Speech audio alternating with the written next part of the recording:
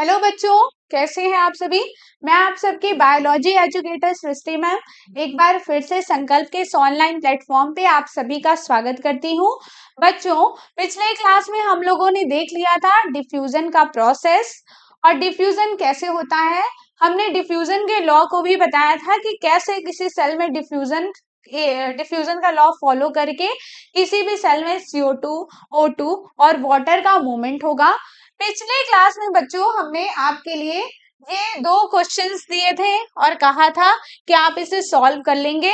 मुझे नहीं पता आपने सॉल्व किया कि नहीं, लेकिन चलिए हम देखते हैं कि इसको कैसे करना था। तो बच्चों देखिए, पहला जो क्वेश्चन था वो था कि एक सेल है जिसको हम ऐसे कंटेनर में रखे हैं जहां वाटर का कंसंट्रेशन ज्यादा है और सेल के अंदर वाटर का कंसंट्रेशन कम है। अगर लॉ ऑफ डिफ्यूजन फॉलो होगा, अगर लॉ ऑफ डिफ्यूजन फॉलो होगा बच्चों, तो वाटर कहाँ से कहाँ मूव करेगा। तो लॉ ऑफ डिफ्यूजन अगर फॉलो होगा तो वाटर का मूवमेंट हायर कंसंट्रेशन से लोअर कंसंट्रेशन होना चाहिए। तो कहाँ पर लोअर कंसंट्रेशन है, कहाँ पे हायर कंसंट्रेशन है। सेल के अंदर वाटर का कंसंट्रेशन लो है, सेल के बाहर वाटर का कंसंट्रेशन ज्यादा है। तो वाटर इन होगा कि आउट होगा, वाटर सेल से इन होगा कि आउट होगा। तो वाटर सेल के अंदर आएगा।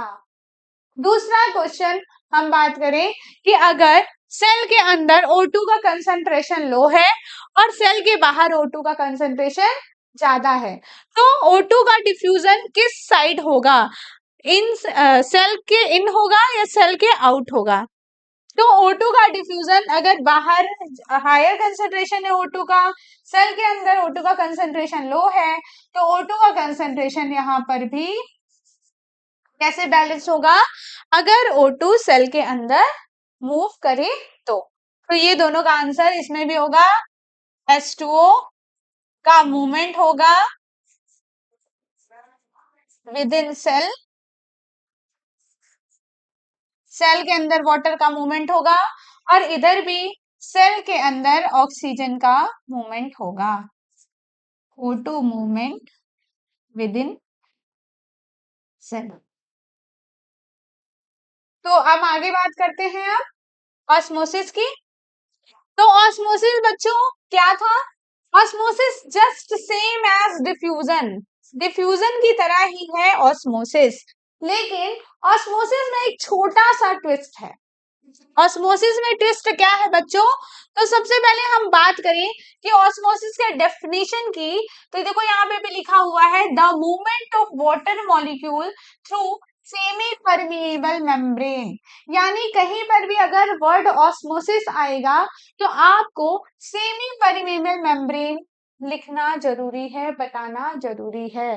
बिना सेमी परमिएबल मेम्ब्रेन के ऑस्मोसिस का प्रोसेस सक्सेस नहीं हो पाएगा, ऑस्मोसिस का प्रोसेस नहीं होगा और हम उसे ऑस्मोसिस का टर्म नहीं दे पाएंगे। अगर कहीं पर मूवमेंट हो रहा है और वो सेमी परमिएबल मेम्ब्रेन के थ्रू मूवमेंट हो रहा है, तभी हम उसको टर्म देते हैं ऑस्मोसिस। दूसरा हम बात करें तो देखो दूसरे डिफिनेशन में, कंबाइंडली डिफिनेशन में लिखा हुआ है कि osmosis is the net diffusion of water. किसका डिफ्यूजन, वाटर का। मतलब ये कहीं ना कहीं डिफ्यूजन ही है, लेकिन डिफ्यूजन के प्रोसेस में अगर सेमी परमिएबल मेम्ब्रेन आ जाए तो उसी डिफ्यूजन के प्रोसेस को हम कहने लगेंगे क्या, ऑस्मोसिस। तो osmosis is the net diffusion of water molecule across a selectively permeable और semi permeable membrane towards higher solute concentration, towards higher solute concentration. यहाँ पे हायर सॉल्यूट कंसंट्रेशन की बात हम इसलिए कर रहे हैं कि जैसे अगर हम अभी तक तो सेल के अंदर वाटर का मूवमेंट देख रहे थे, लेकिन अगर हम सेल को किसी सॉल्ट कंसंट्रेटेड सॉल्यूशन में डाल दें या किसी शुगर शुगर कॉन्सेंट्रेटेड सॉल्यूशन में डाल दें तो क्या होगा। तो जिसको ये डायग्राम यही बता रहा है कि ये कोई सेल है, ये सेल है बच्चों, और सेल में पाया जाता है, सेल का सबसे आउटर लेयर क्या, प्लाज्मा मेम्ब्रेन। हमने पढ़ा था कि जो प्लाज्मा मेम्ब्रेन होता है वो सेलेक्टिवली परमिएबल होता है, यानी प्लाज्मा मेम्ब्रेन कहीं ना कहीं कैसे एक्ट कर रहा है, सेमी परमेबल मेम्ब्रेन की तरह। अगर plasma membrane semi permeable membrane की तरह एक्ट कर रहा है, यानी इस सेल के अंदर जो भी डिफ्यूजन का प्रोसेस होगा उसको हम कहेंगे क्या? उसको हम ऑस्मोसिस ही कहेंगे। तो देखते हैं हम कैसे इसमें मूवमेंट हो रहा है। तो देखो ये सेल है बच्चों, ये जो हम येलो कलर से बनाए हैं, मान लो ये सोडियम का कंसंट्रेशन है, मान लो ये सॉल्ट है, सोडियम है, ये मान लो ये सॉल्ट है, ठीक है, इधर भी ये सॉल्ट है। अब ये जो हम ब्लू कलर से बनाए हैं, ये मान लो है वाटर, ये है वाटर, इधर भी ब्लू कलर से जो हम बनाए हैं ये है वाटर। तो इस डायग्राम पे फोकस करो बच्चों, देखो ये सेल के बाहर जो चीजें हैं, सेल के बाहर जो चीज है उसमें वाटर का मॉलिक्यूल्स ज्यादा है, वाटर का मॉलिक्यूल्स ज्यादा है और सॉल्ट का मॉलिक्यूल कम है, ठीक है। सेल के अंदर वाटर कम है और सॉल्ट ज्यादा है। तो ऑस्मोसिस में हम क्या पढ़े हैं कि cell osmosis is the net diffusion of water across a selectively permeable semi permeable membrane toward higher solute concentration. मतलब कि ऑस्मोसिस में वाटर का मूवमेंट उस डायरेक्शन में होगा जहां पे सॉल्यूट का कंसंट्रेशन ज्यादा हो, जहां पे सॉल्यूट का कंसंट्रेशन ज्यादा हो। अब इस चीज को समझने के लिए बच्चों पहले आपको जानना होगा सॉल्यूट क्या है, सॉल्वेंट क्या है, और ऑस्मोसिस में आपने पढ़ा कि ऑस्मोसिस में मूवमेंट होगा किस चीज का? मूवमेंट होगा वाटर मॉलिक्यूल का, किस side? Towards higher solute concentration. Hindi में बोले तो सॉल्यूट मतलब विलीय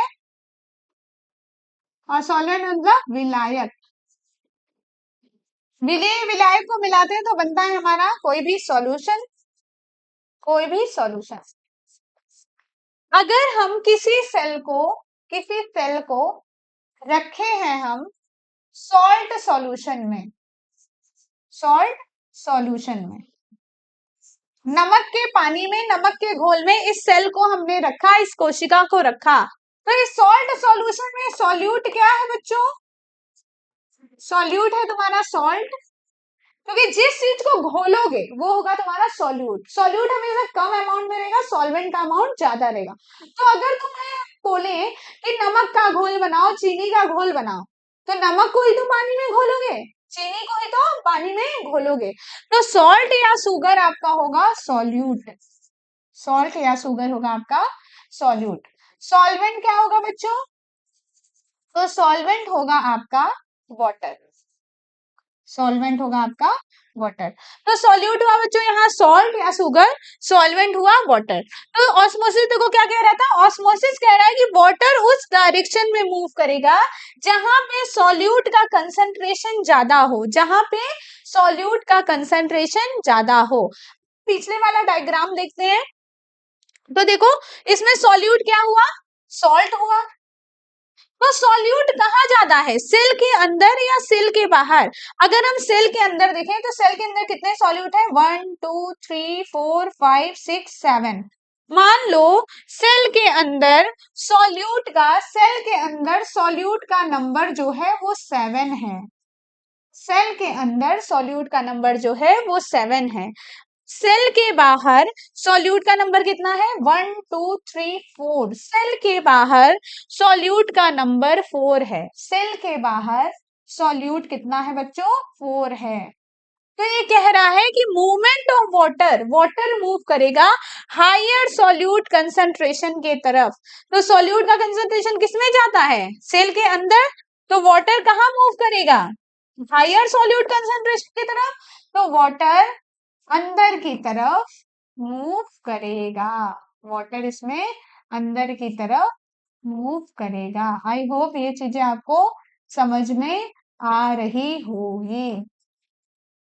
तो वाटर बच्चों इसमें अंदर की तरफ मूव करेगा। देखो ये डेफिनेशन हुआ, ऑस्मोसिस में वाटर का मूवमेंट टुवर्ड्स किसके तरफ होगा, तो जहां पे सॉल्यूट का कंसंट्रेशन ज्यादा होगा। सॉल्यूट का कंसंट्रेशन सेल के अंदर ज्यादा है क्योंकि सेल के अंदर सॉल्ट का कंसंट्रेशन ज्यादा है, सेल के बाहर सॉल्ट का कंसंट्रेशन कम है, इसीलिए सेल के अंदर वाटर का मूवमेंट होगा। अब ये क्वेश्चन आप सेल के अंदर वाटर का मूवमेंट होगा। अब हम बात करते हैं कि ऑस्मोसिस में ही कि अगर हम 3 कंटेनर ले लिए बच्चों, कंटेनर 1, कंटेनर 2, कंटेनर 3। कंटेनर 1 में हम ऐसे सेल को लिए जिसकी सेल के अंदर सोडियम का कंसंट्रेशन ज्यादा है, सेल के बाहर सोडियम का कंसंट्रेशन कम है। दूसरा हम ऐसे को लिए जिसके सेल के अंदर सोडियम का कंसंट्रेशन कम है और सेल के बाहर सोडियम का कंसंट्रेशन ज्यादा है। तीसरा हम ऐसे कंटेनर में सेल को लिए जिसमें दोनों में सेल का कंसंट्रेशन इक्वल है, ना अंदर ज्यादा है ना बाहर ज्यादा है, दोनों साइड सोडियम का कंसंट्रेशन इक्वल है। तो पहला अगर हम बात करें बच्चों, तो पहला अगर ऑस्मोसिस होगा तो हायर सॉल्यूट कंसंट्रेशन की तरफ वाटर जाएगा, तो हायर सॉल्यूट कंसंट्रेशन की तरफ अगर वाटर जाएगा तो यहाँ पे सोडियम का कंसंट्रेशन सेल के अंदर क्या है, ज्यादा है, तो वाटर अंदर की तरफ जाएगा, हायर सॉल्यूट कंसंट्रेशन की तरफ जाएगा। अगर वाटर हायर सॉल्यूट कंसंट्रेशन की तरफ जा रहा है तो हम इस सॉल्यूशन को कहेंगे हाइपोटोनिक सॉल्यूशन। हाइपो मतलब लो, हाइपो मतलब लो, यानी हम सेल को ऐसे सॉल्यूशन में रखते हैं जिसमें कंसंट्रेशन सॉल्ट का लो है, यानी ये जो सॉल्यूशन है, ये जो सॉल्यूशन है वो हाइपोटोनिक है। वो सॉल्यूशन क्या है, हाइपोटोनिक है। हाइपोटोनिक मतलब इसमें सॉल्ट का कंसंट्रेशन कम है, वाटर का कंसंट्रेशन ज्यादा है, और सेल के अंदर सॉल्ट का कंसंट्रेशन ज्यादा है, वाटर का कंसंट्रेशन कम है। तो हुआ क्या, सेल के अंदर वाटर जाने लगा। अब किसी सेल के अंदर वाटर जा रहा है तो सेल स्वेल कर जाएगा, क्योंकि वाटर अंदर गया तो सेल फूलेगा ना, तो सेल क्या हो जाएगा, इसमें सेल स्वेल कर जाएगा। ठीक है, अगर सेल स्वेल किया तो कोई चीज ये अंदर गया, इसलिए इसको हम एक और नाम देते हैं एंडोऑस्मोसिस।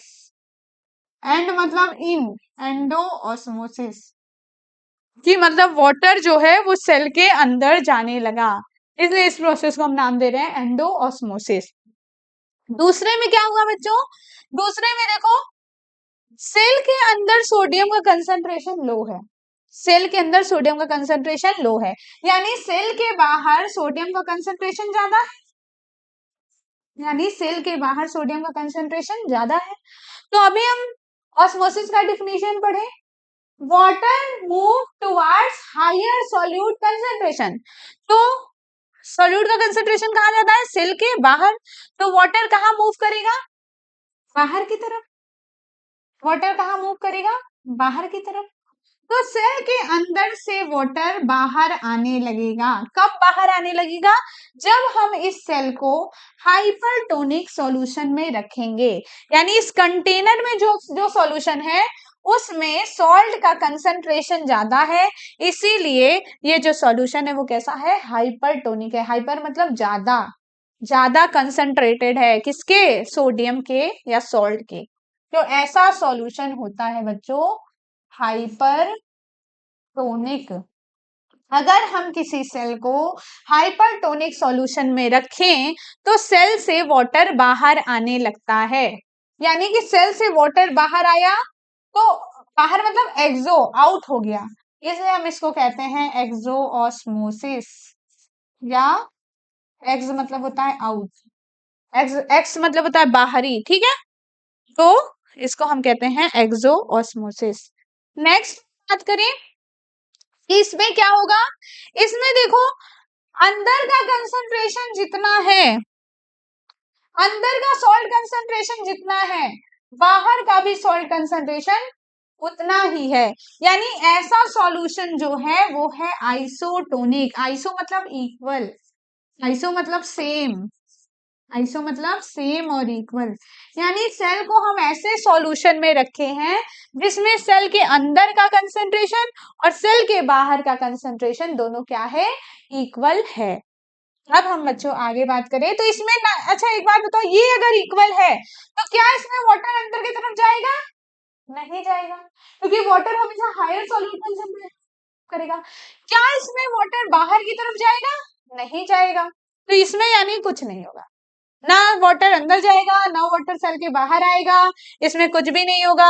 तो इसमें जो सेल होगा वो जैसा है वैसा ही रहेगा। इसमें जो सेल होगा, अगर हम सेल को हाइपोटोनिक सॉल्यूशन में रखें तो इसमें जो सेल होगा वो सेल स्वेल कर जाएगा। इसमें जो सेल होगा, चूंकि सेल से पानी बाहर आने लगा है तो सेल कैसा हो जाएगा, श्रिंक कर जाएगा, सेल सिकुड़ जाएगा। इसमें सेल श्रिंक कर जाएगा, सेल सिकुड़ जाएगा। अब हम आगे बात करें तो आगे हम बात करते हैं, ये एक्सपेरिमेंट आप कर सकते हैं कि अगर हम एग सेल में, अंडे में हम ऑस्मोसिस देखें कि अंडे में क्या, हम वाकई ये एक्टिविटी आप करके देख भी सकते हैं, लेकिन इससे अच्छा है कि आप किशमिश वाली एक्टिविटी करके देखें। ये बस सुन लें। इसमें देखिए हमने क्या किया कि जो एग होता है बच्चों, एग में एक ऊपर सेल पाया जाता है जो व्हाइट कलर का शेल होता है, वो बना होता है कैल्शियम कार्बोनेट का। किस चीज का बना होता है, कैल्शियम कार्बोनेट का। तो अगर हम उस एग को ऐसे ही किसी सॉल्ट कंसंट्रेशन में रख दे तो हमें उस एग का प्लाज्मा मेम्ब्रेन तो मिल नहीं रहा है, तो हमें ये एक्सोऑस्मोसिस और एंडोऑस्मोसिस देखने को मिलेगा नहीं। तो अगर हमें एग में, अंडे में ऑस्मोसिस की एक्टिविटी, ऑस्मोसिस की क्रिया होते देखनी है तो हम करेंगे क्या, हम सबसे के शेल को रिमूव कर देंगे। जो एग का सेल कैल्शियम कार्बोनेट का बना हुआ है उसको बच्चों हम पहले रिमूव कर देंगे।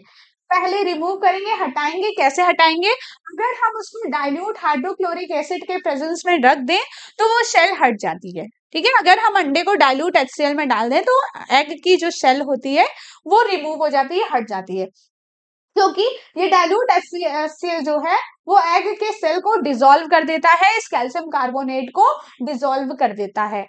अगर ये सेल एग के सेल को डिसॉल्व कर दिया, कैल्शियम कार्बोनेट को डिसॉल्व कर दिया, तो ऐसे एग को हम नाम देते हैं डी शेल्ड एग, मतलब ऐसा एग जिसमें कोई भी एग शेल नहीं है। अब एग सेल नहीं है तो सेल में प्लाज्मा मेम्ब्रेन तो है, तो अब उस प्लाज्मा मेम्ब्रेन में हम देख सकते हैं कि इस एग में ऑस्मोसिस होगी, कैसे होगी वो चीज हम देख सकते हैं। अब हमारे पास है बच्चों डी शेल्ड एग है, ऐसा एग है जिसका हम शेल रिमूव कर दिए हैं। एग जिसका शेल हम रिमूव कर दिए हैं उसको अगर हम प्योर वाटर में डालें, ध्यान से सुनना बच्चों, ये एग है, इसको हम प्योर वाटर में डाले हैं। प्योर वाटर मतलब ऐसा वाटर जिसमें ना ही सॉल्ट का कंसंट्रेशन है ना ही शुगर का कंसंट्रेशन है, ये प्योर वाटर है, कोई भी तरह का ये कंसंट्रेटेड नहीं है। तो अगर ये प्योर वाटर है तो एग के अंदर कुछ तो है, एग के अंदर कुछ तो है जो एग को कंसंट्रेटेड बना रहा है, जो एग की सांद्रता को, एग के कंसंट्रेशन को बढ़ा रहा है। तो एग के अंदर जो यॉक है वो एग की कंसंट्रेशन को, एग की सांद्रता को बढ़ा रहा है। बाहर प्योर वाटर है। अभी हम बोले कि जो प्योर वाटर है ऑस्मोसिस की क्रिया में, ऑस्मोसिस के प्रोसेस में जो प्योर वाटर है वो हायर सॉल्यूट कंसंट्रेशन की तरफ मूव करेगा। यानी कि अगर हम एग को प्योर वाटर में रख दे तो वाटर एग के अंदर मूव करने लगेगा, वाटर एग के अंदर मूव करने लगेगा। अगर वाटर एग के अंदर मूव करने लगेगा तो एग क्या होगा, स्वेल कर जाएगा। एग क्या होगा, स्वेल कर जाएगा। अगर एग स्वेल कर गया तो हम इसको बोल सकते हैं बच्चों कि ये कौन सा प्रोसेस हुआ, एंड ऑस्मोसिस हुआ कि एग ऑस्मोसिस हुआ, तो ये हुआ एंड ऑस्मोसिस, ये हुआ एंड ऑस्मोसिस।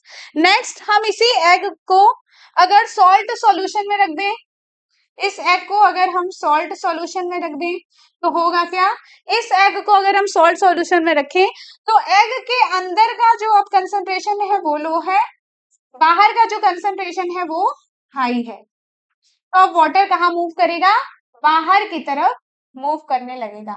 अब वाटर अगर बाहर की तरफ मूव किया तो इस प्रोसेस को हम बोलेंगे एक्सऑस्मोसिस, जिसमें जो एग होगा वो श्रिंक हो जाएगा, जो एग होगा वो श्रिंक हो जाएगा।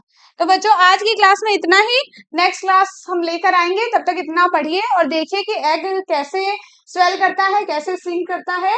एक और एक्टिविटी है जो आप कर सकते हैं अपने घर पे, वो है ये किशमिश वाला। तो रेजिन को लीजिए, आप किशमिश को लीजिए, उसको वाटर में डाल के देखिए और फिर सॉल्ट या शुगर का सॉल्यूशन बनाइए, उसमें डालकर देखिए और बताइएगा फिर कि आपके किशमिश में हुआ क्या।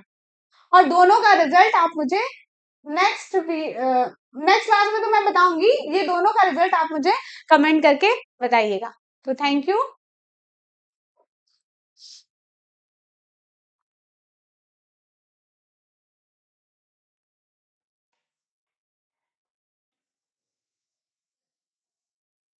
क्या हुआ? अरे यार हम बंद कर दिए, इतना बढ़िया पढ़ा रहे थे। अब क्या, अब तो हमें बनाना होगा, जाने तो सेव कर रहे हैं, यहाँ तक बता दिए, अब नेक्स्ट वीडियो बनाएंगे। अभी क्लास नहीं चलेगा ना इसमें, क्लास नहीं चलेगा। 5 15 से मेरा क्लास है ना।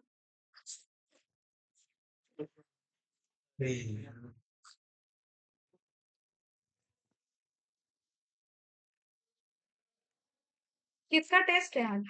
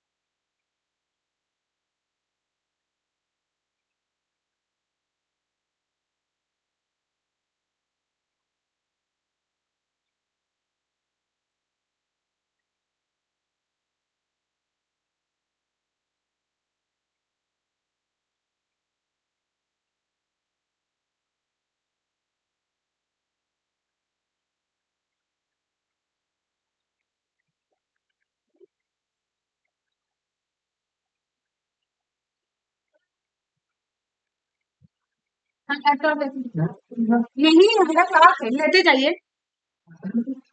मेरा क्लास है। नहीं, ये लैपटॉप ले जाइए, नीचे रखा था, अच्छा जाइए तब आप जाइए।